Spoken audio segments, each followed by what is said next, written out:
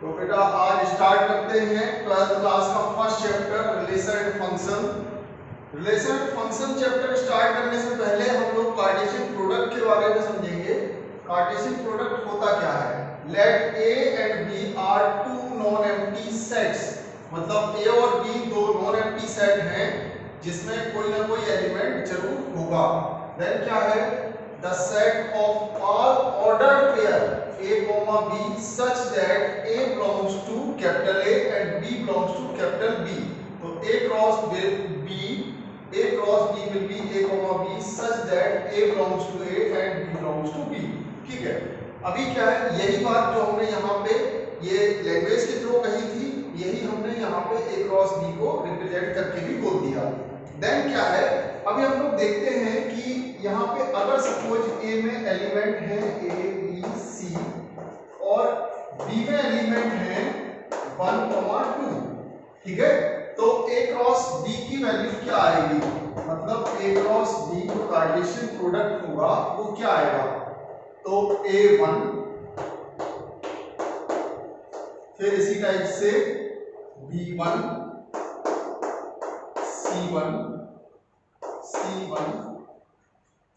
फिर A2, B2, फिर C2। ये बात समझ में आ गई? तो अभी हम लोगों ने इस बात को भी समझा कि ये कार्टेशियन प्रोडक्ट हम लोग निकालते कैसे हैं, और दूसरा इस बात को भी समझेंगे कि कार्टेशियन प्रोडक्ट में कितने नंबर ऑफ एलिमेंट्स हो सकते हैं। तो हम लोग देख रहे हैं इसमें 6 एलिमेंट्स आए, तो 6 एलिमेंट आने का मतलब है कि इसमें 3 एलिमेंट्स हैं और ये 2 एलिमेंट्स हैं। अगर हम मल्टीप्लाई करा दें तो 6 मिल जाएगा। तो मींस हमने ये भी समझा कि कार्टेशियन प्रोडक्ट में नंबर ऑफ एलिमेंट कितने आएंगे? Number of element in A and number of element in B. ठीक है, ये बात समझ में आ गई? देन क्या है, अभी हम लोग समझते हैं कि रिलेशंस क्या होते हैं। Relation is the subset of A cross B.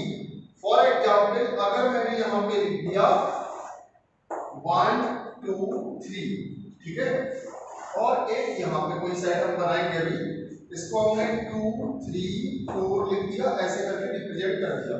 और अगर मैं इसको लिखूं y is equal x plus 1, y is equal x plus 1, तो अभी अगर हम बात करें सिर्फ रिलेशन की बात कर रहे हैं अभी, तो y is 1 more than from x।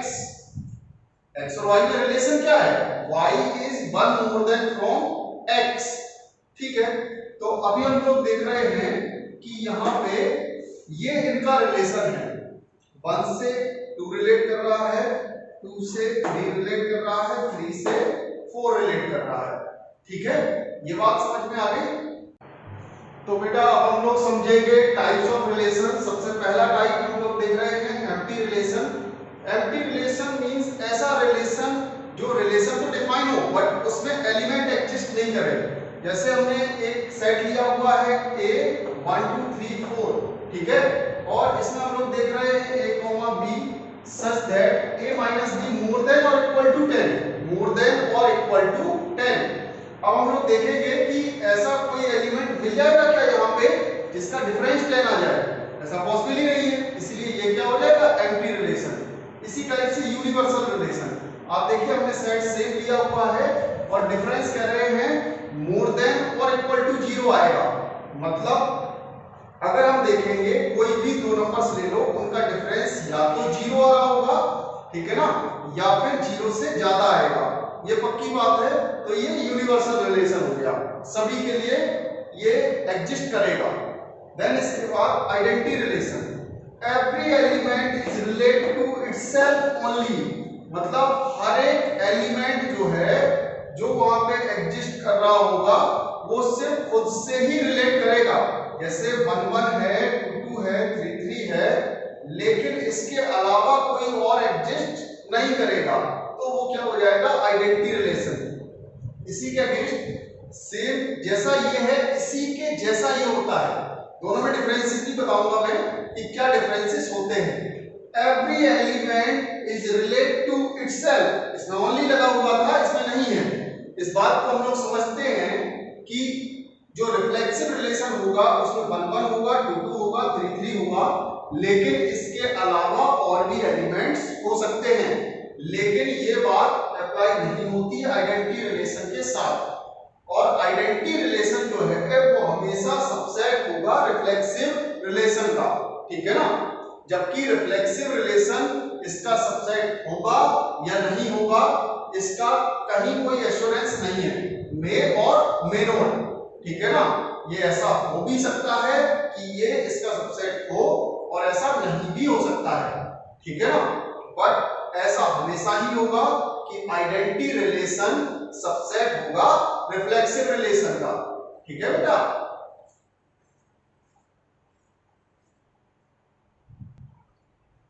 Now beta another types of relations, symmetric relation. Symmetric relation में इस बात का ध्यान रखना है, अगर a, b एग्जिस्ट कर रहा है तो b, a उस रिलेशन में होना ही चाहिए। a और b दोनों ही उस सेट से बिलोंग कर रहे होंगे। बट अगर a, b रिलेशन में है तो b, a चाहिए, तभी वो क्या हो पाएगा, सिमेट्रिक। फॉर एग्जाम्पल अगर मैं दो लाइंस को ले लूं, ठीक है, A is parallel to B, A is parallel to B, so B is parallel to A, समझ गए ना। तो ये दोनों के लिए जो रिलेशन है वो वेरीफाई हो रहा है, मतलब A अगर पैरेलल है B के लिए तो B भी पैरेलल है A के लिए। या फिर मैं ये कह दूं परपेंडिकुलर, यहाँ पे A पे B परपेंडिकुलर है तो A is perpendicular to B, so B is perpendicular to A, ठीक है ना। ये हो गया सिमेट्रिक रिलेशन। अब इसके बाद आते हैं ट्रांजिटिव में। अगर AB है, BC है तो AC चाहिए ही है, ठीक है ना, तभी ट्रांजिटिव हो पाएगा। ये बात समझ में आ रही है। जैसे सपोज अभी यहां पे AB पैरेलल है, A पैरेलल है B के, B पैरेलल है C के, A पैरेलल होगी C के। ऐसे भी समझ सकते हैं। आप क्या करो, यहाँ पे अलग अलग बना देता हूँ, A B C, A is parallel to B and B is parallel to C, so we can say A is parallel to C, so we can say this relation is transitive. Then अभी देखते हैं equivalence relation क्या होता है। Equivalence relation जिस relation में reflexive, symmetric and transitive तीनों condition satisfied हो जाए तो वो क्या हो जाएगा, इक्विवेलेंस रिलेशन। देखते हैं यहाँ पे A is equal 1 3 4 7, ठीक है। इस बात को हम लोगों ने समझ लिया कि ये सेट के एलिमेंट्स हैं और एक ये रिलेशन है, 1 1 है, 1 3 है, 3 1 है, 3 3 4 4 7 7 4 7 7 4 ऐसे करके दिया हुआ है, ठीक है। तो हम लोग एक एक करके चेक करेंगे, रिफ्लेक्सिव, फिर सिमेट्रिक, फिर ट्रांजिटिव, ठीक है। तो अभी हम लोग देखते हैं सबसे पहले रिफ्लेक्सिव के लिए। रिफ्लेक्सिव में हमें 1 1 3 3 4 4 7 7 चाहिए, तो 1 1 है, 3 3 है, 4 4 है, 7 7 है, मींस रिफ्लेक्सिव हो गया। अब आते हैं सिमेट्रिक पे। मैंने कहा था अगर आपको 1 3 मिला तो 3 1 चाहिए, ये बात समझ गए ना। अगर आपको 1 3 मिला तो आपको 3 1 चाहिए, मिल गया। अगर आपको 4 7 मिला तो 7 4 चाहिए, ठीक है ना। बाकी के बारे में ध्यान नहीं रखना है कि आप ये सोचो कि नहीं सर अभी तो अगर आप 3 4 लिख दो यहाँ पे तो 4 3 नहीं मिल रहा है, बेटा वो रिलेशन में अभी यहाँ पे एग्जिस्ट नहीं कर रहा है, इसलिए हमें उसके बारे में नहीं सोचना है, ठीक है। सिर्फ जो एग्जिस्ट कर रहे हैं उनको हम लोगों को वेरीफाई करना होता है कि जैसे अगर 1 3 मिला तो 3 1 है या नहीं है, ठीक है। इसी टाइप से हम लोग देख रहे हैं यहाँ पे 4 7 है तो 7 4 है, ठीक है, तो सिमेट्रिक भी हो गया। अब आते हैं ट्रांजिटिव पे। ट्रांजिटिव के लिए यहाँ पे हम लोग देखें अगर तो 1 1 है, 1 1 है, 1 3 है, 1 1 है, 1 3 है, तो 1 3 भी तो है। इसका मतलब समझते हैं, इसी समझ लो यहाँ पे AB है, BC है, तो AC चाहिए होता है। ऐसा मान लो कि ये दोनों कंबाइंड हो जाते हैं, ये हट जाते हैं साथ में, और ये बचेगा बस। ठीक है, अब देखो यहाँ से ये दोनों हट गए, 1 3 मिलेगा ना। इसी टाइप से इसको देखते हैं, अगर 1 3 है 3 1 है तो 1 1 है क्या है। इसी टाइप से और भी रिलेशंस को देख लो, यहाँ पे हम देख रहे हैं 4 7 है, 7 4 है, 4 4 है क्या। इसी टाइप से आप चेक करोगे तो ये जो है वो ट्रांजिटिव है, और अगर ये तीनों कंडीशंस वेरीफाई है मतलब ये इक्विवेलेंस रिलेशन है। ओके, अब बेटा देखेंगे एंटी सिमेट्रिक रिलेशन।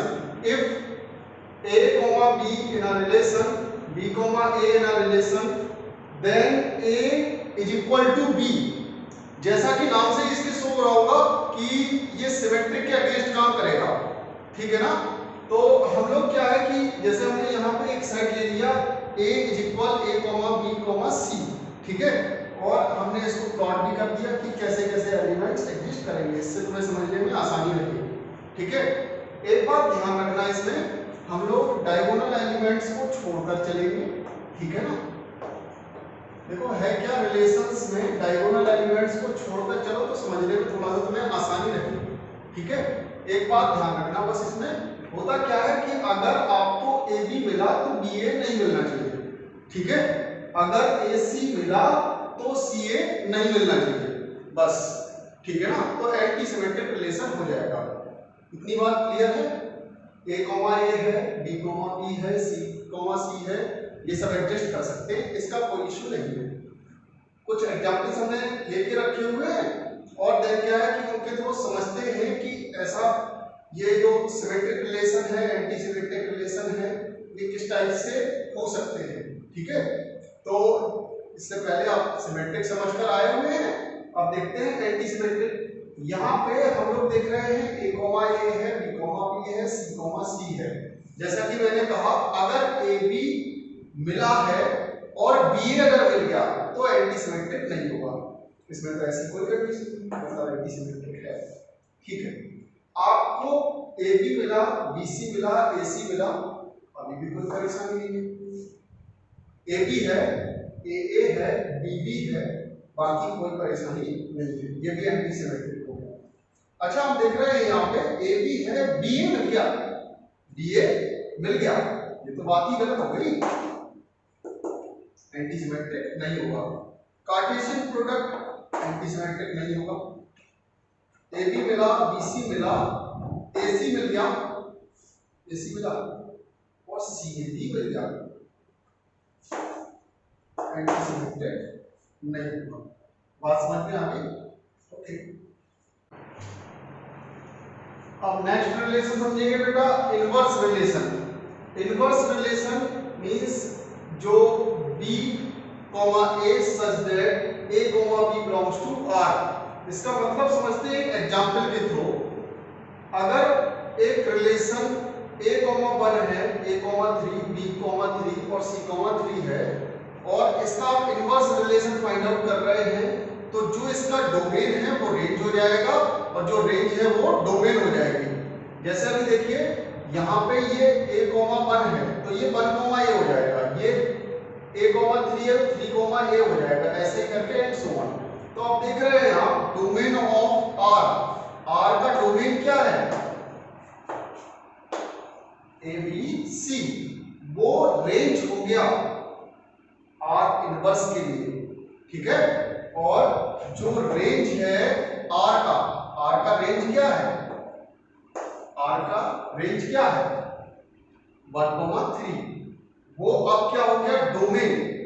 डोमेन किसके लिए हो गया, R इनवर्स के लिए।